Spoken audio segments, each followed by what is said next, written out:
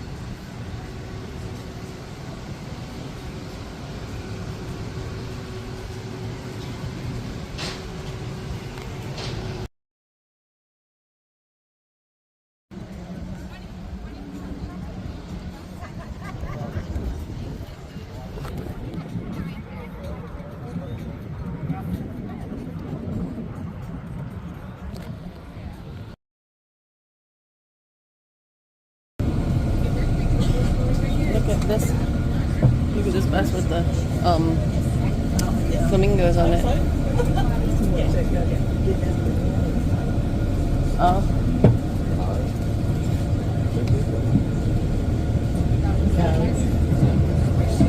Can you hear me in the back? Tell me if it gets too loud or too low, please let me know so that way we can communicate well.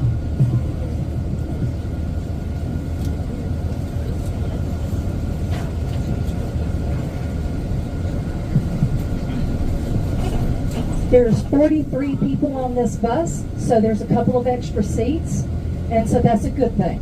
So, but I would want to welcome you, bienvenue, or welcome to the beautiful island of Bonaire.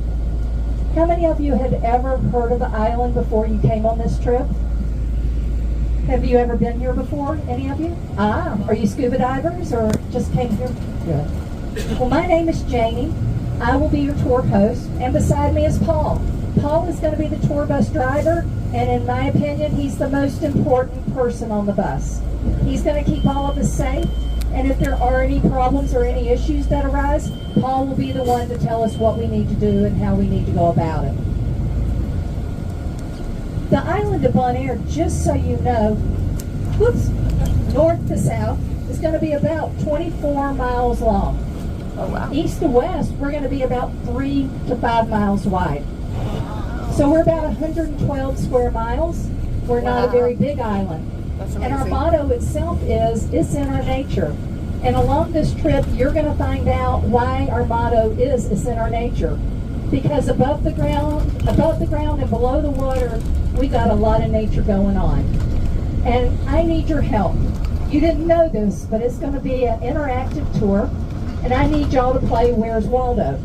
I need you to let me know if you see donkeys, goats, flamingos, anything that's of interest to you, iguanas, because my back is to the road, Paul is driving, and so if you see it, please don't hesitate. We're trying to do it too, but please don't hesitate to yell out, flamingos to the left, donkeys to the right. Notice, because we all want to see this. We all want to be a part of it. And remember, the beautiful part of this trip is we're in their world. This is their world, and we're just privileged to be in it right now. It's not a zoo. So we're going to be traveling from the town of Klondike. That is where we are. At one time, it was known as Playa, which is beach. Playa here, and we're going to be traveling down to our solar salt facility, and you're going to see how Cargill out of Minneapolis, Minnesota, makes solar salt here on the island. We're also going to be stopping at one of the slave huts along the way. so you can see what life might have been like for the slaves earlier in life in about the 1850s at that point. We're also going to be stopping at a lighthouse, and we're also going to be making our way down to the beach where you're going to be spending some time there. And it is a beautiful place to be. But that is what our path is going to be. It'll take us about an hour and a half to get to the beach area. So we want you to enjoy. If you have questions, ask, but hopefully I'll be able to answer them before you get to ask me. And just so you know, when we stop at the beach, when we pick you back up at the beach, you're still going to be with Paul and myself, so I will continue the tour once we get back together again on the other side.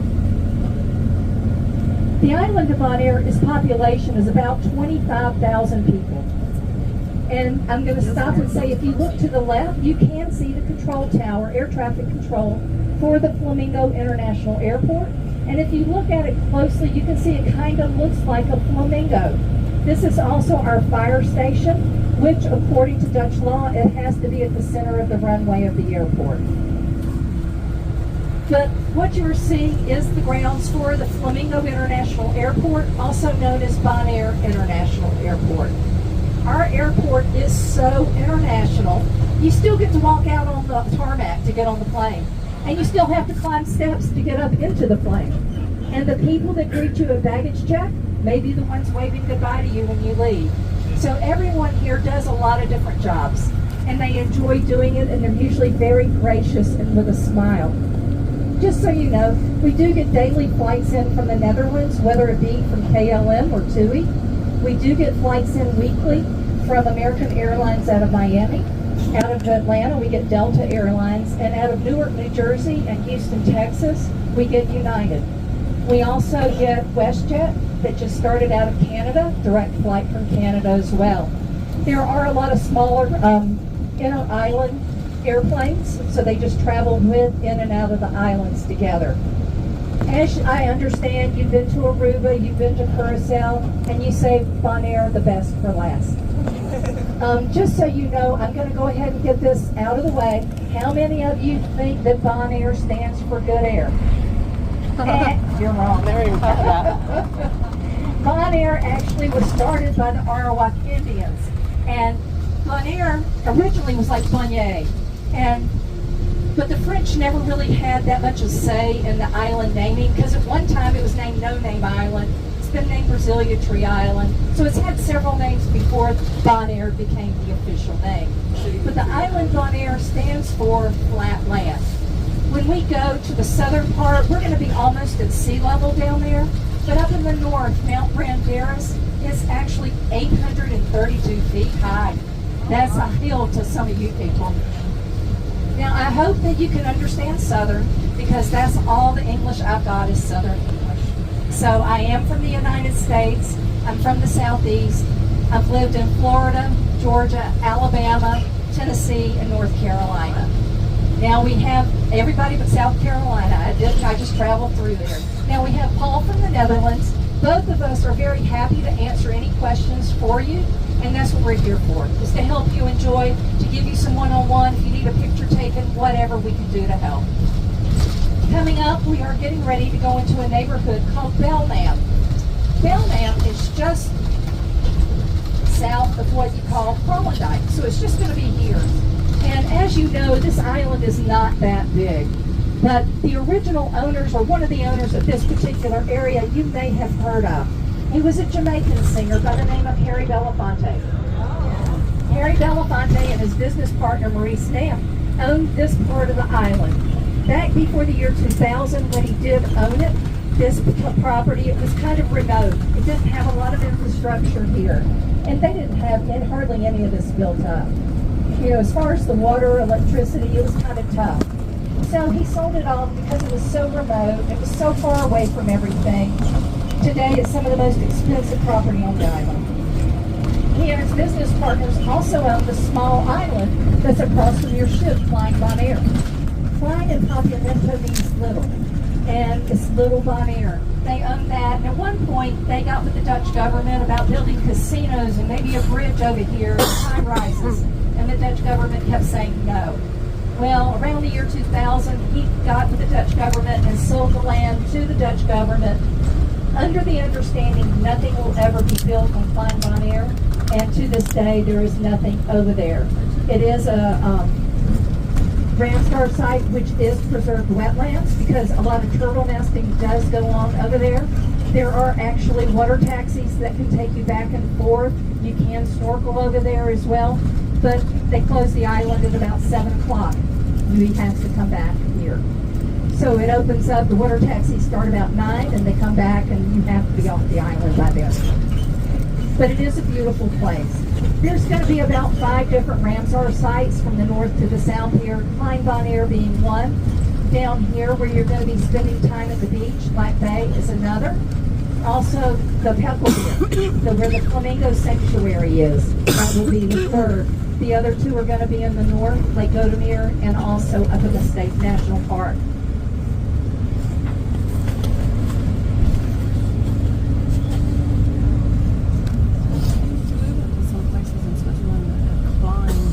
Now the island of Bonaire, just so you know, we have 2 parks here. We have one, our national park in the very north of the island where our highest point is. And we also have our marine park. Yes, sir, you can't hear? Is this any better? Let me see. Is that okay still? Okay. Did you miss much of what I said a minute ago? You're okay? Okay, thank you. But we have 2 park systems here, and they're run by Stanapa, which is the headquarters, or they run all the park here.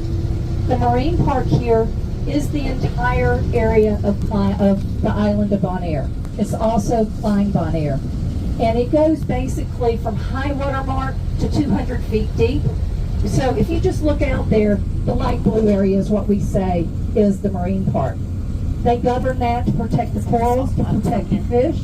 They also take care of the moorings for boats. Only 2 boats are allowed on a mooring.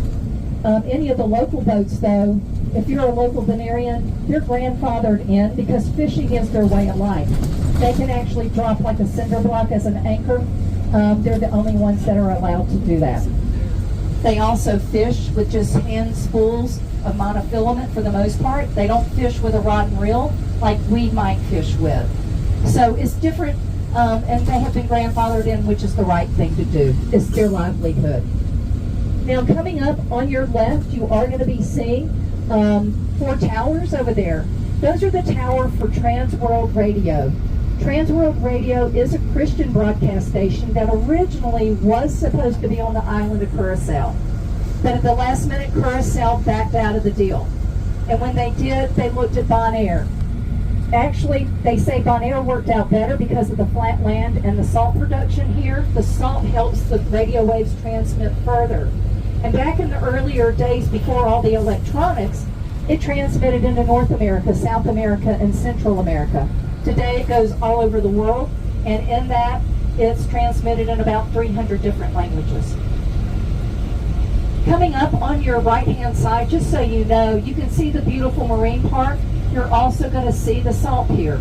We are going to be stopping at the salt pier for about 10 minutes, but just to give you an idea, we are starting to see the salt pans.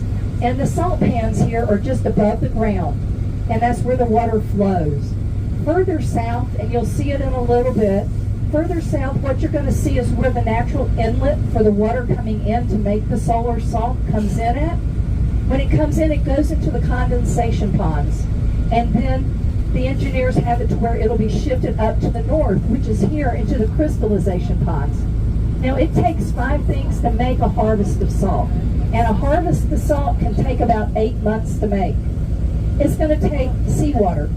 It's going to take flat land, wind, and sunshine. But most importantly, it's going to take patience, because that 8 months is a long time to create a harvest of salt. And when they do create it, it's about 10 inches of salt.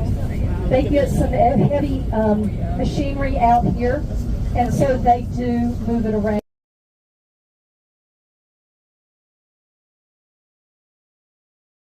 Brine shrimp and the brine flies, that is the diet of the Caribbean flamingo.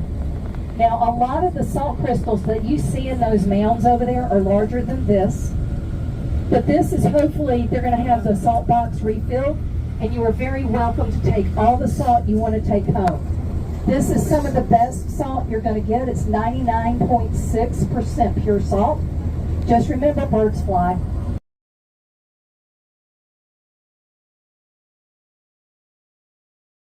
And off of it, but all these mounds are salt out here.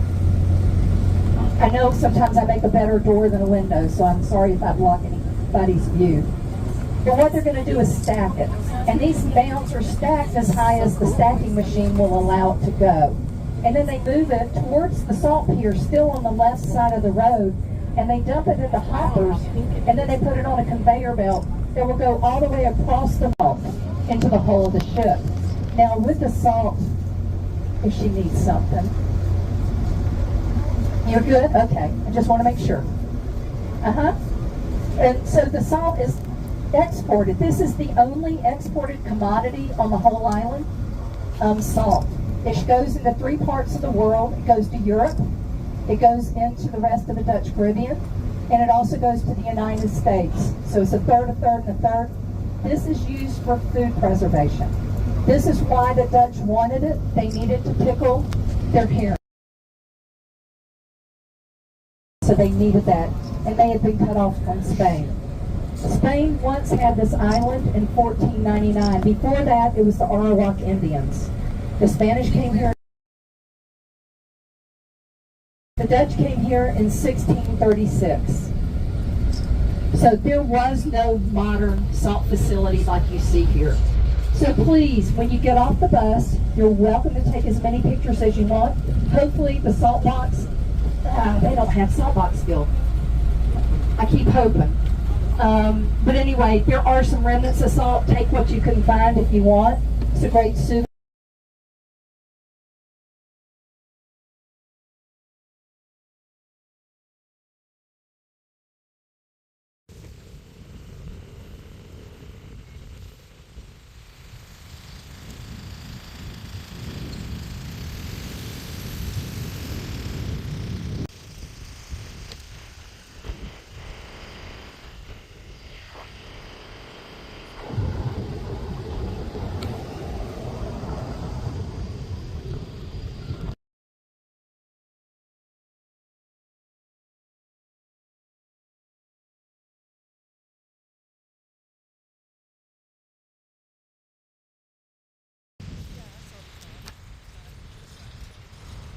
Yeah, but you don't need to.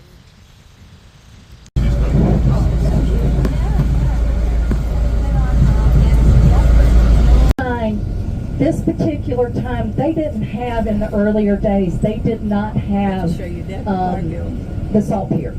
That did not exist at that time.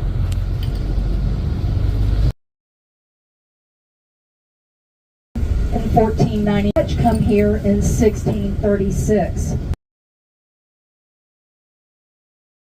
And so when they came here, the Indians that were here, the Arawak Indians, they learned that they were not very good workers. And so they hired the West Indies Company to bring slaves over here to help work in the salt pans. Now, when they came here, the slaves, okay, we have a bicycle tour coming. So if you know that Paul's going to slow down or stop, he's going to give right of way to the bicyclist. Yep, except for the one right in the middle of the road. Yep, there is always one. And they're kind enough to have a rescue as a default.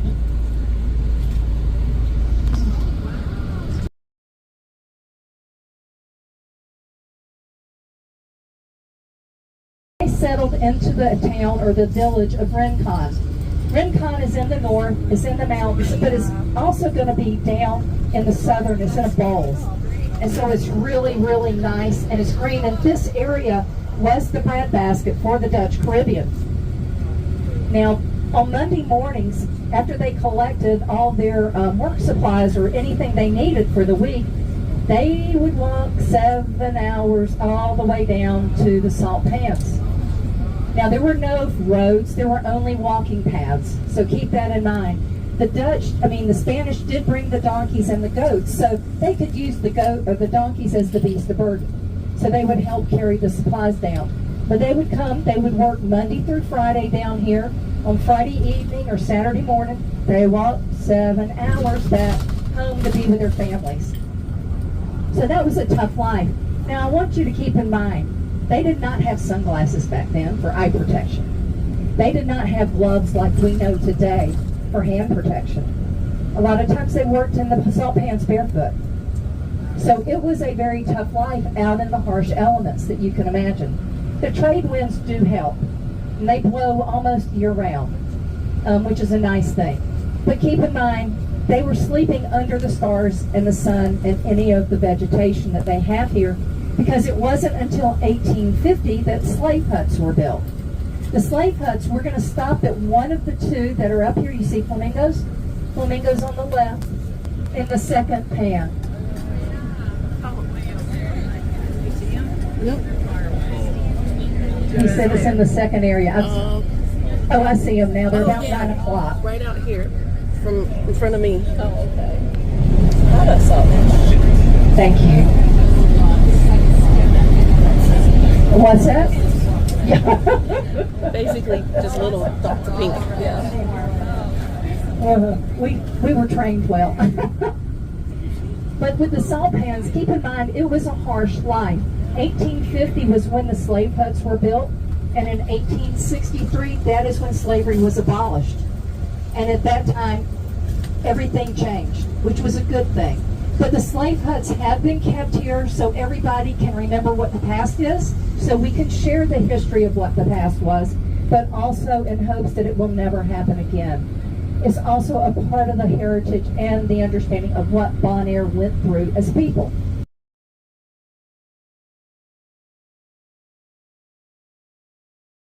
We may pass the white one because it'll be busy, so we may go to the red. So just understand, but when you look at these slave huts, they actually housed 2 to 4 people. There were men and women down here at the time. Women had other duties. This is the white salt pan. So keep in mind, a ship would find out that if they needed to come to the white salt pan, a flagpole would have a white flag on it. And then they would have a canoe or something to where they could take the salt out to the ships. Now, the roofs are not original. They would have like stalks from sorghum. It could be other sticks from other plants that they would use. There was only one palm tree that was a native to the island. That's the sable palm. All the others that we have been brought in, and a lot of other vegetation has been brought in from other places. It's not native here. Where we're going to stop will be just up the road at the red slave area. And so that will be where the red salt pan was. So just remember, it was a harsh life, but we have come further, and the island at some time has become better in many ways because of it. Keep in mind,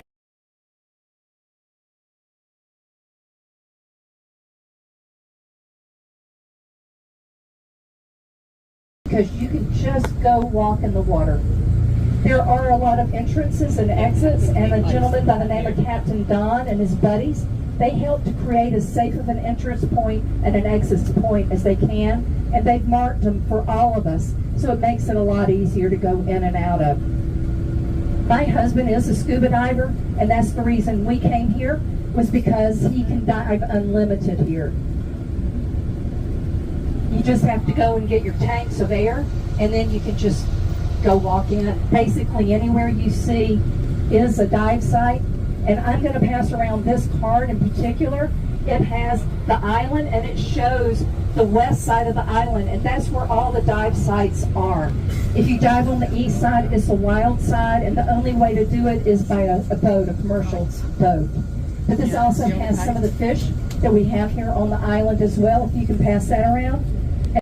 And that is their entrance marker down. They took away the dive site for the divers so that they could have a safe place, like I said, for the kites to go in and out from the shore. To me, it's kind of like poetry in motion.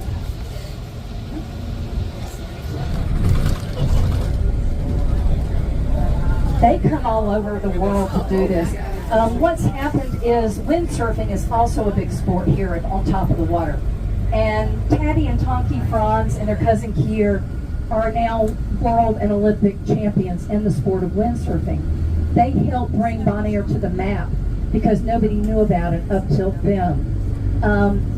And they didn't know. And people come here just to be in the presence of them. And also they learned that the winds help make this an ideal spot for being on top of the water. Now there's no permanent structure here. Those school buses go home at night, they come back down in the morning, and they're set up for the day.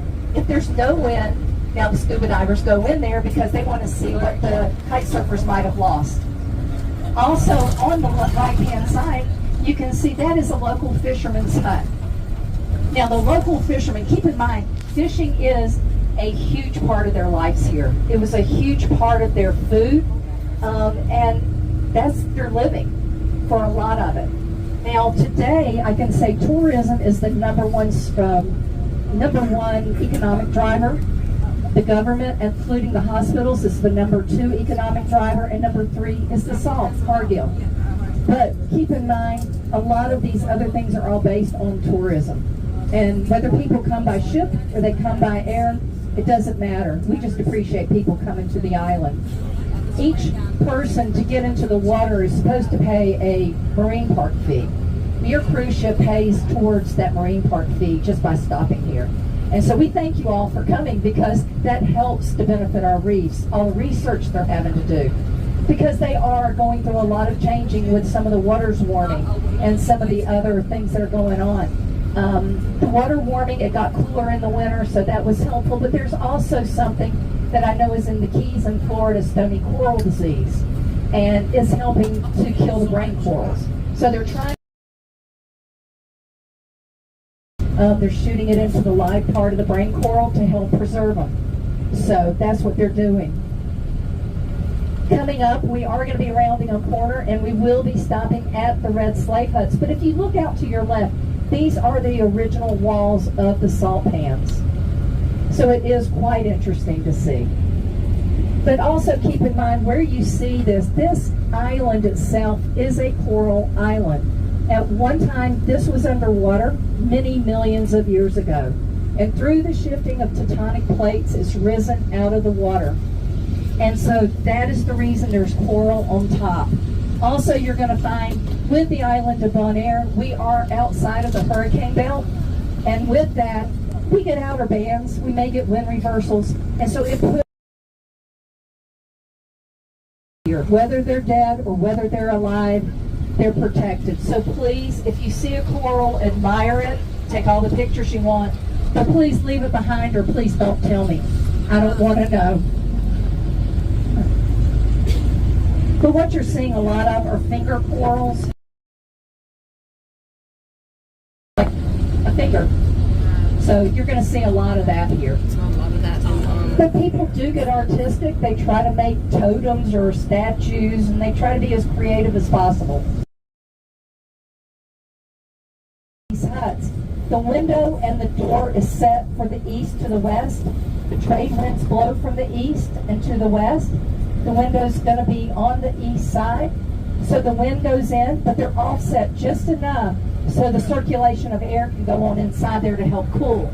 The walls here are very thick, and that's also to help keep it cool. If you know there is coral underneath it, they could actually put coral in a kiln in the northern part of the island and melt it. Coral is limestone. So they would put wood coral, and let it burn. And that would soften it and make a mortar. So that would be what they would use on the exterior. Like I said, the roofs are the only thing not original. But please take a look, understand what this is about, but we are going to get off the bus.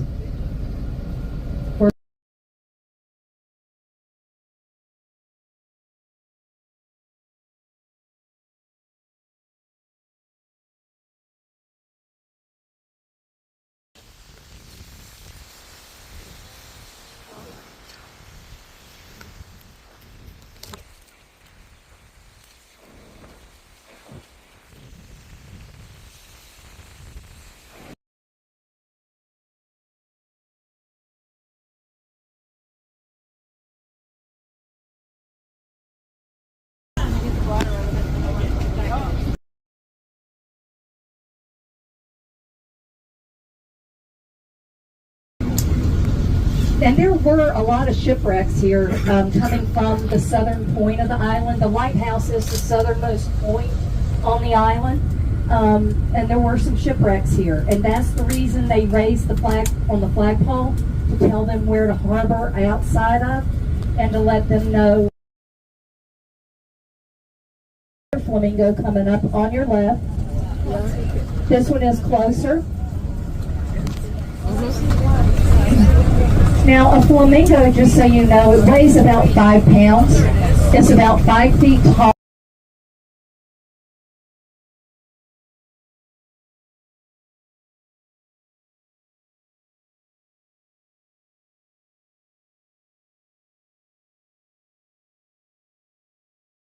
Go-go is flamingo and papiamento. Where you see a group of flamingos will be called a flamboyance. You can remember that because Liberace and Elton John liked feathers and they were flamboyant. So keep that in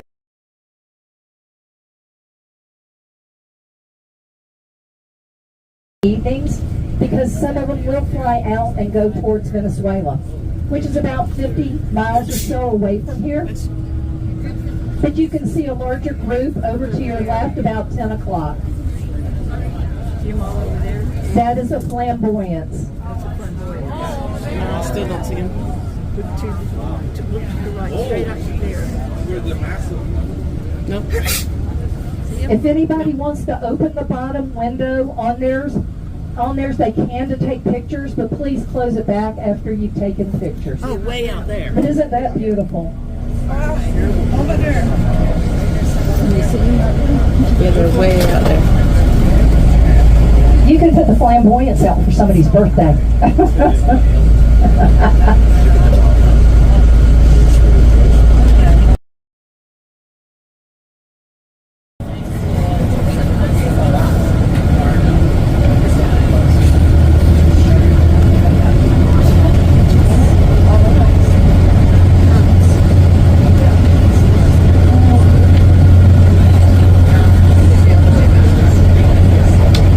One of the wetlands, the Pecklemere back here, the nesting area, and where you're actually going to be at the beach today. Those are preserved wetlands.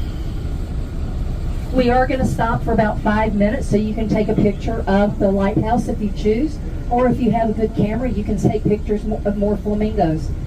The ruin or the house that is here was the lighthouse keeper's house. So at that time in the earlier days, they did not have somebody that could just go back and forth, so they would live down here. And that was the lighthouse keeper's house.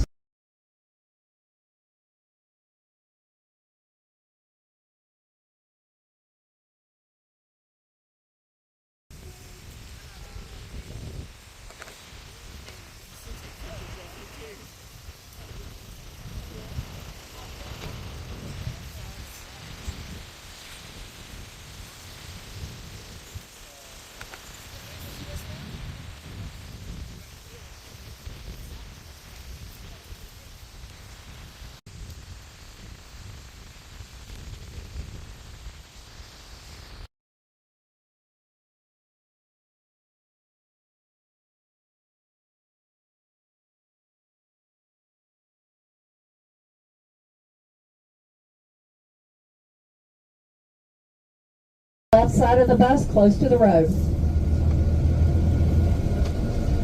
It looks like there's 3. There may be a baby. I don't see the baby. Now, when you see the donkey, if you look at it across the I see shoulder them now. blades and down the spine, maybe a black area, that means they are part of the Nubian ass or Nubian donkey family. They are what the Spanish brought over here.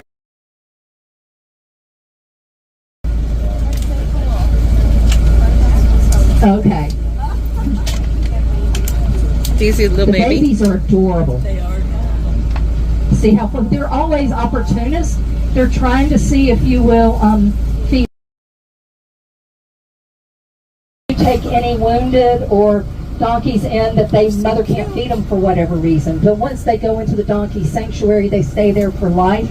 Right now, the not sweet. Oh, that baby's so furry.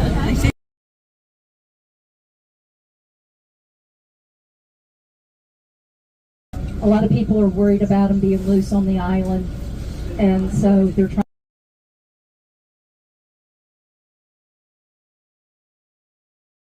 tagged. Again, with the donkeys, nobody owns them. They're just wild here.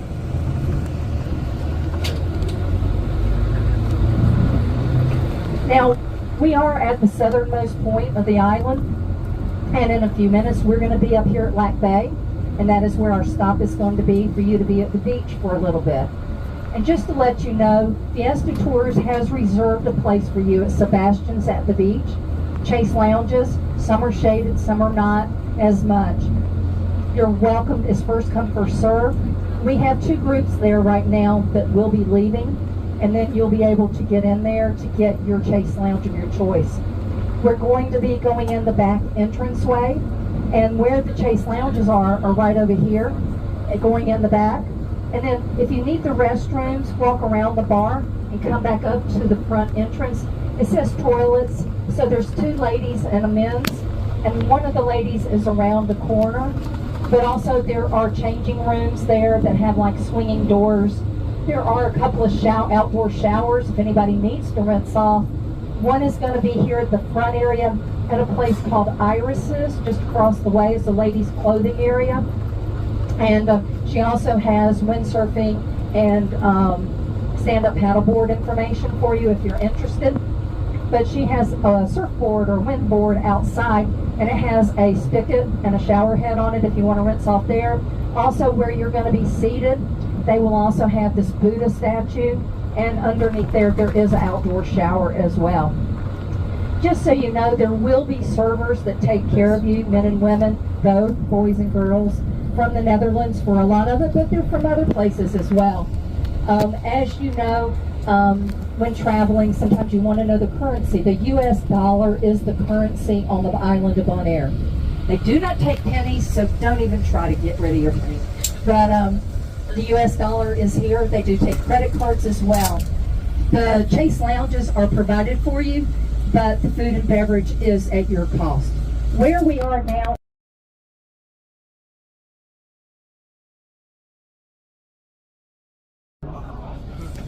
so just so you know, this was reworked in December. They did not make it any wider. They did it just as it was. Somebody decided to spell out Bonaire in the corals. But you can see it looks like it'd be great for surfing. Well, keep in mind those waves are breaking on top of corals, so it is not ideal for surfing. You might get to see the hospital. Don't want to see that. We saw They only have 35 beds at the hospital.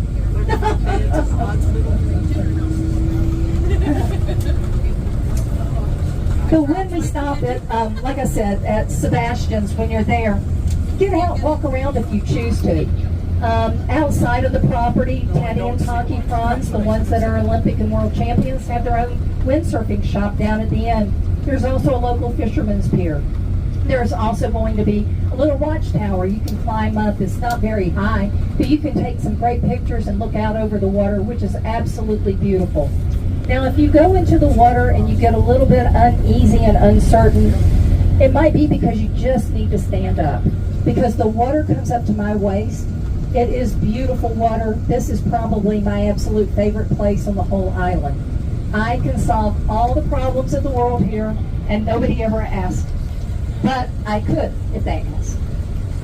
But just enjoy your time here. This is a time and a place to go poco poco. Slow, slow. So keep that in mind as well. If you have any questions, don't hesitate to ask any of the servers there. They'll be glad to help you. The food is good. If you choose that you want to have a drink towards the end of your time and you feel like you've got to get rid of it before we pick you up, you can bring it on the bus. Come on, we're happy to have you with or without a drink. But just remember, it will be Paul and myself that will be picking you up. We are on bus 3.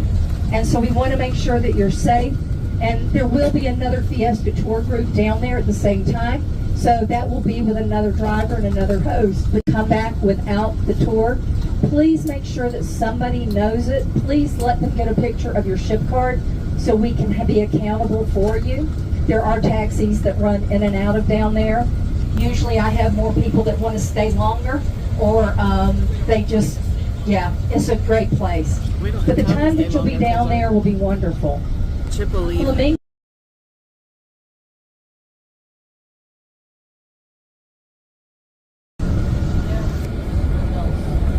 The windmills are also very good in helping, and that's part of the movement of the creative with the driftwood and with the corals. Again, you can see out and you can see the flamingos. Flamingos live to be about 30 years old. Wow, there were a lot of really pink ones far back.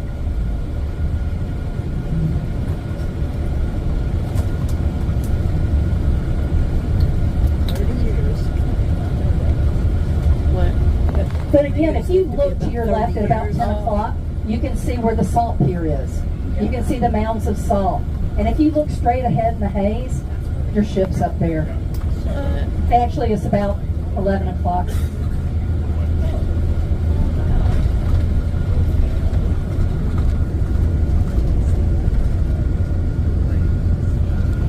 But you will not see the same thing or hear the same thing on the next part of the tour once we take you back up to the beach. It'll be a different... We have a lot more to talk about. There is a big rock over here on the right. You can see this multicolored obliques coming up, and there's a folk tale that goes along with it. And that folk tale is that there used to be a mermaid that would sit out on the rock, and she would sing to the sailors.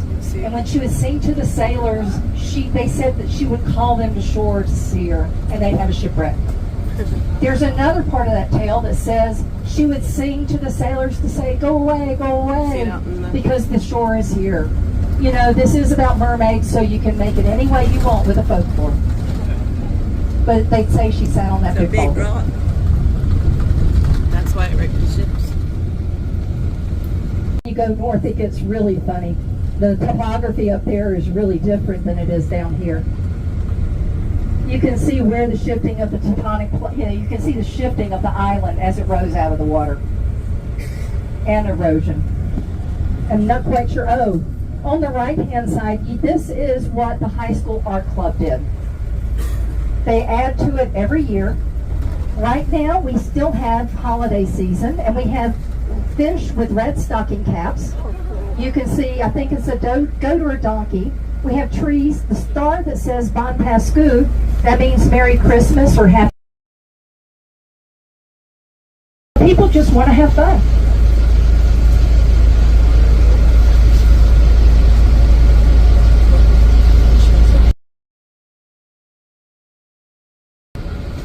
I was asked if there was a university on the island. At one time we did have a medical college here, but it is no more. But we do have a 4-year nursing school here. We also have a computer school here on the island. The kids that are in Bonaire, they have a different, you know that there's the ABC Islands, of course, but there's 6 islands that make up the Dutch Caribbean. Those are going to be Aruba, Bonaire, Curacao, but there's also Saba, St. Eustatia, and St. Martin. Out of those 6 islands that make up the Dutch Caribbean, 3 of those are autonomous. And that's going to be Aruba, Curacao, and St. Martin. The other 3 of Bonaire, Saba, and St. Eustatia are special municipalities to the Dutch government. We are like Puerto Rico is to the United States. So if they go to nursing school here from Bonaire, everything here is imported, which I'm sure the others have a lot of it imported as well. But if you notice here, you're not going to see any high-rises. We go 3 stories, maybe 4, depending upon the ceiling height. We never go as higher than the highest church steeple here. You're not going to find traffic lights here. You're not going to find any of the hustle bustle here that you would see on Aruba or Curacao. Those are 2 oil-rich countries, and it's very interesting. And I'll tell you, there were German ships out here because this area is so rich in oil. Keep in mind, Venezuela was friendly with the world. Curacao is a huge shell that was there in early years. That's the reason a lot of people left Bonaire, was to go work at the oil, with the oil companies. So it's very interesting to know some of the back history. Keep in mind there were American troops here. They helped set up some of the radar system for what went on. What goes on the right-hand side, this originally was a shrimp factory, but because of the lack of infrastructure, water, and electricity here, it failed. Then they switched it to algae. Again, it failed. So now it's a lot of artists' favorite place to come draw. You will see up here, there is a building that's more like a building. The Dutch military is there for them. Now, as we round this corner, we are coming into Lac Bay, Lac Cai. And a flamingo on the left. Good eye, Paul.